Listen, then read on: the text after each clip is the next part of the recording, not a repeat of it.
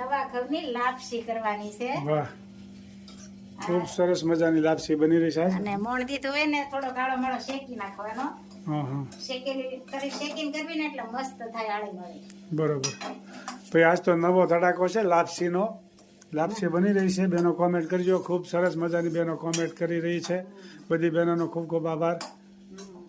સારી કાવી હતી એનો બધાને ખૂબ બહેનોની કોમેન્ટ આવી છે. ખૂબ હા, બહુ આનંદ છે. હા, આનંદ બહુ કર્યો. બહુ દાંત કાઢ્યા બધાએ. હા, મજા આવી બધા. બિલાડી આવીને તો ખોટા પાડવા મળ્યો.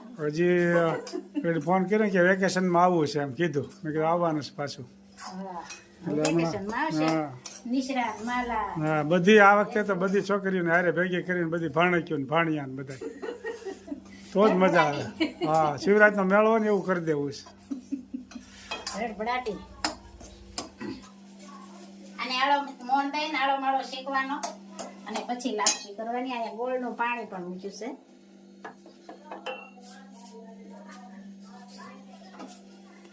સરસ મજાની લાપસી બની રહી છે ભાઈ.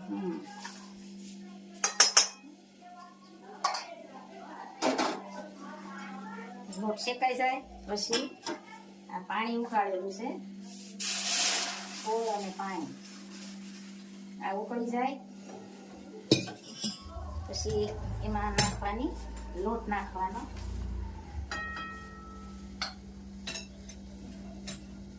એટલે આ પાણી ઉકળી જવા આવ્યું છે. હવે લોટ ઉમેરી દેવાનો શેકેલો.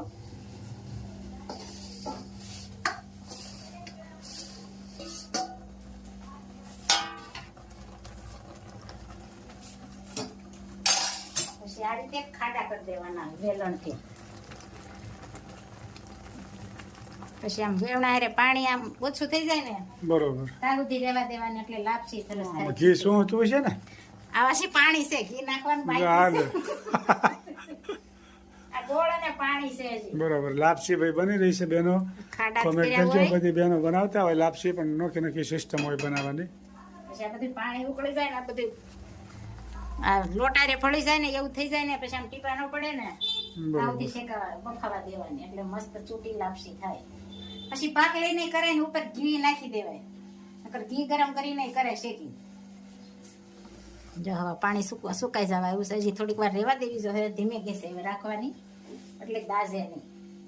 પછી ઉપર ઘી નાખી દેવાનું અને તળી કરી હોય તો ઘી લોયામાં પાછું ગરમ કરી નાખવાનું અને પછી ઉપર લાપસી નાખી દેવાની. અને આમાં માપ હોય પાણીનું. આપણે એક સાલ્યું લીધો લોટ લીધો હોય ને તો અડધાની નીચે પાણી મૂકવાનું એટલે સરસ છૂટી થાય. સરસ મજાની લાપસી બની રહી છે. હવે જો સરસ મસાનું પાણી થઈ ગયું છે. ખાડા ઉકે બધી વળી ગયું પાણી. હવે આની માથે ઘી નાખી દેવાનું અથવા લોયામાં ઘી ઊનો કરી નાખવાનું.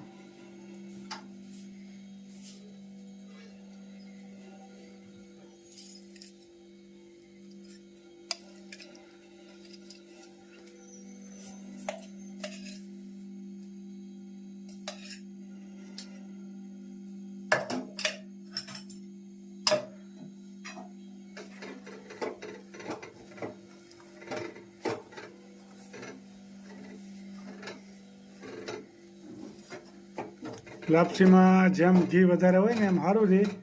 નકર ગળે ઠાંકાય લાપસી. બહુ ગળે ઠાંકાય. હારે કઢી કરશો ને એટલે નહીં ઠાંકાય. ના ના, ઘી તો વધારે જ નાખવાનું. ના ના, કઢી રાખશો એટલે કઈ ગળે ઠાંકાતી નહીં. આની સાથે હેઠી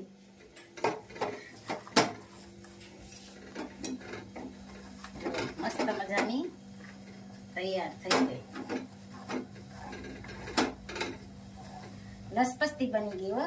મસ્ત બની ગઈ બીજી વાર ઘી નહીં લાપસી. નાખવું પડે જો. ના ના, ઘી તો જી કે જ રાખવું. માપમાં હોય ને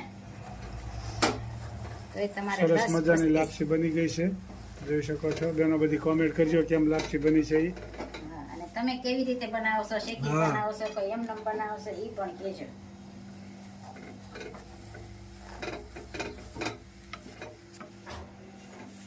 ખૂબ સરસ મજાની લાપસી તૈયાર થઈ ગઈ. કઢીનો વઘાર. સરસ મજાની કઢી બની રહી છે. અને લાપસી પણ તૈયાર થઈ ગઈ જોઈ શકો છો. વાહ છૂટી હો મમરા જેવી જો આમ કરો એટલે છૂટી થઈ જાય. સરસ મજાની લાપસી બની ગઈ છે. બેનો બધી કોમેન્ટ કરજો. હવે કઢી બની રહી છે. કઢી કા વઘાર રાઈ જીરું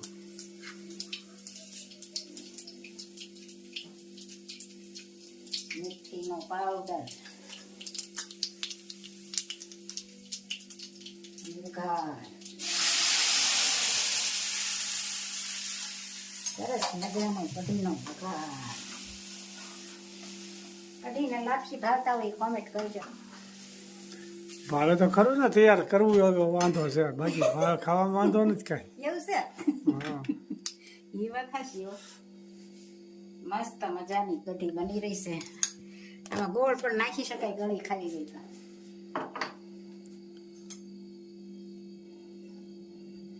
હળદર અને ધાણા જીરું.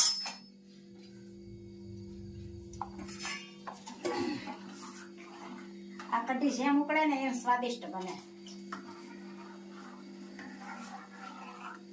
સૈદીપ નતા કેતા નંબર 1 કઢી હો હરેભાઈ કઢી. હા એને મજા આવી ખાવા.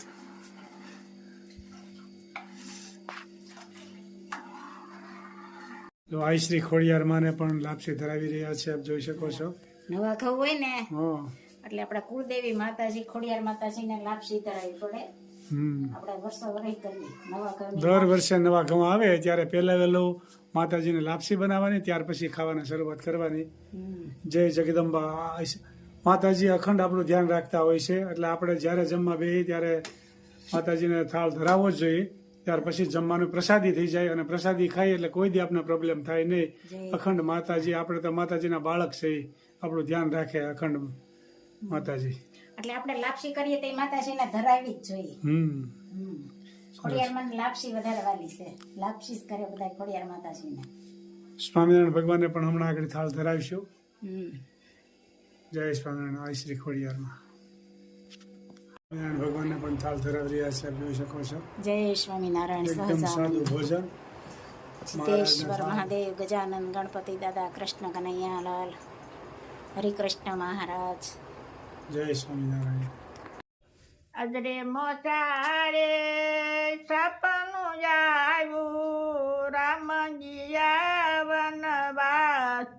ગુરુજી મારે જાવું છે રામની પાસ. નાથી ભરતજી શાલિની સરિયા, આવ્યા વન રાવણ મોજાર. ગુરુજી મારે જાવું છે રામની પાસ. અહો ભરતજી તમે ક્યાંથી ને કેને દેખાડું વનવાસ. ગુરુજી મારે જાવું છે રામની પાસ. નાથી ભરતજી શાલિની સરિયા, આવ્યા રાવણ મોજાર. ગુરુજી મારે જાવું છે રામની પાસ.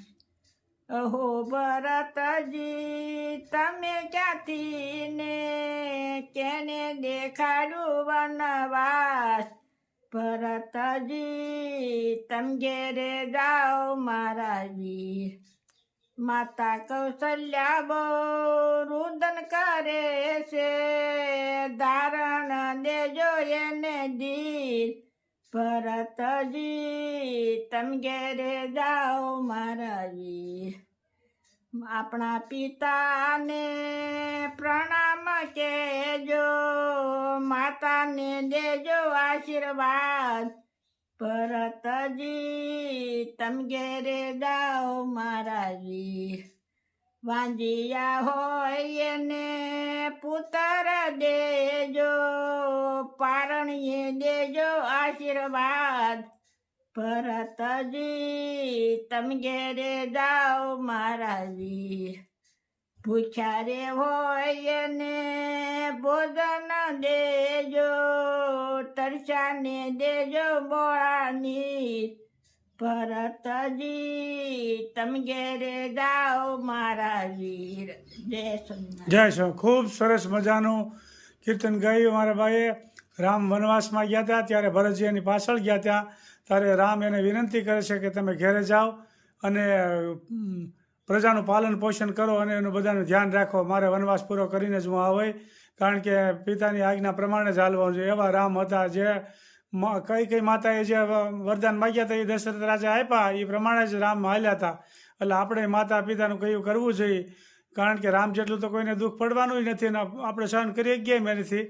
રામ કેવા શીલે હાલ્યા હતા ને એવા શીલે આપણે થોડોક હાલવાની કોશિશ કરવી. જય સ્વામિનારાયણ, જય સિયારામ.